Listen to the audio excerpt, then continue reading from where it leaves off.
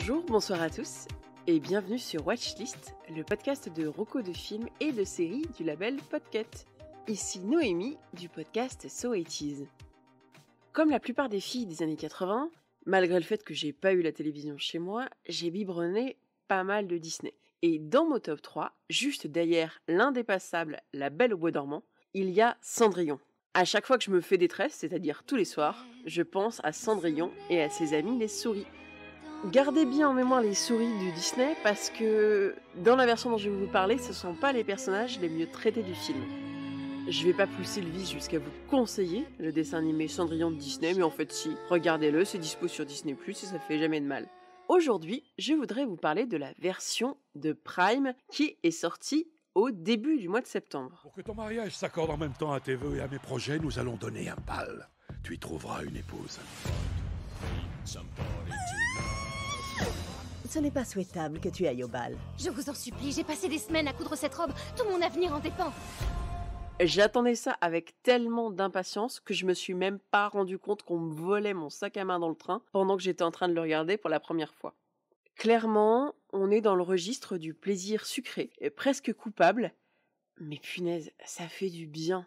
L'histoire, vous la connaissez déjà, on suit Ella, jouée par Camila Cabello, qui vit avec sa belle-mère et ses belles-sœurs.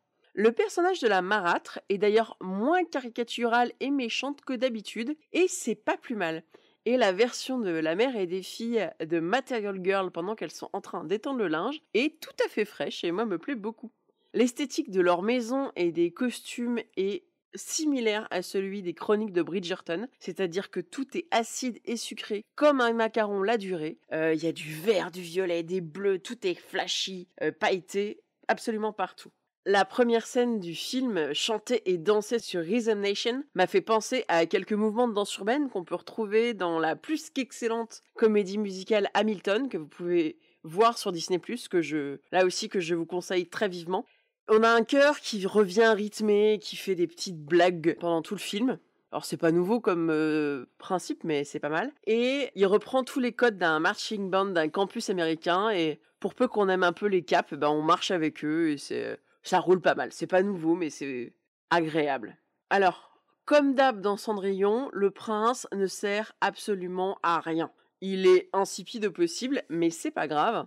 Parce que dans cette version, le but de Cendrillon n'est pas de se marier, mais de monter sa propre boutique de couture de robes de bal. Donc sa relation avec le prince, elle existe, mais finalement, c'est pas vraiment le centre du film. Le prince ne sert à rien, mais alors son père, le roi. Le roi, c'est Pierce Brosnan, qui porte très très très bien la veste à Brandebourg. Il interprète un roi qui est obnubilé par son héritage, un peu austère, un peu froid, et qui a un genre de croisement entre son rôle de père dans Mamma Mia et du roi qui est complètement azimuté dans la géniale série musicale Galavant. Galavant, c'est visible nulle part en France de façon légale, mais je vous le recommande tellement, c'est hilarant. Je pense que Galavant est l'une des inspirations de Kay Cannon, la réalisatrice, puisque le mélange entre l'humour et une vision tout à fait ripollinée du passé, tout à fait mythique, se retrouve à la fois dans la série et dans le film. Cendrillon plaira aux spectateurs déjà convaincus par ce genre de comédie musicale à reprise de tube pop. Il faut pas non plus être allergique à Seven Nation Army parce qu'il y en aura une version. Alors si vous avez aimé Glee ou Pitch Perfect, Kay Cannon c'est aussi la scénariste de Pitch Perfect, ça va vous plaire, et si c'est pas le cas, il va falloir serrer les dents parce que ça dure 1h30, ça ne sera que sur ce registre-ci. Ça dégouline de pop sucré, peut-être un peu moins quand même que la version Cendrillon par Kenneth Branagh, qui est aussi visible sur Disney+, et qui vaut surtout pour la magnificence de ses costumes. La Cendrillon de Camila Cabello a un peu plus de personnalité et d'ambition que le personnage de la pauvre Lily James, qui est transparente dans le film de Kenneth Branagh.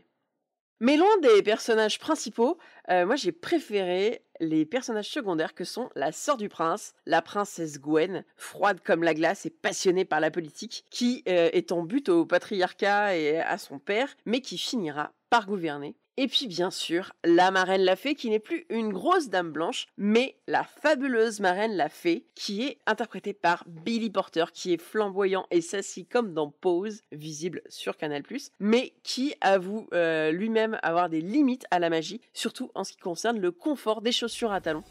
Oh oui! Permets-moi de me présenter, je suis ta fabuleuse marraine. Est-ce que tu vas aller au bal et rencontrer plein de gens riches qui vont changer ta vie? C'est justement ce que je disais dans ma chanson il y a à peine 2 minutes. Alors Cendrillon va aller au bal! Oh, c'est différent. J'avais jamais vu ce genre de... Oui, mais attends, tu m'as bien dit que tu voulais être une femme d'affaires. La magie va opérer. C'est quoi ça? Où est ma queue? Sans elle, je perds l'équilibre! Elles sont en verre? Ça peut pas être un peu plus confortable? Non, Mais même pas en magie? même la magie a des limites.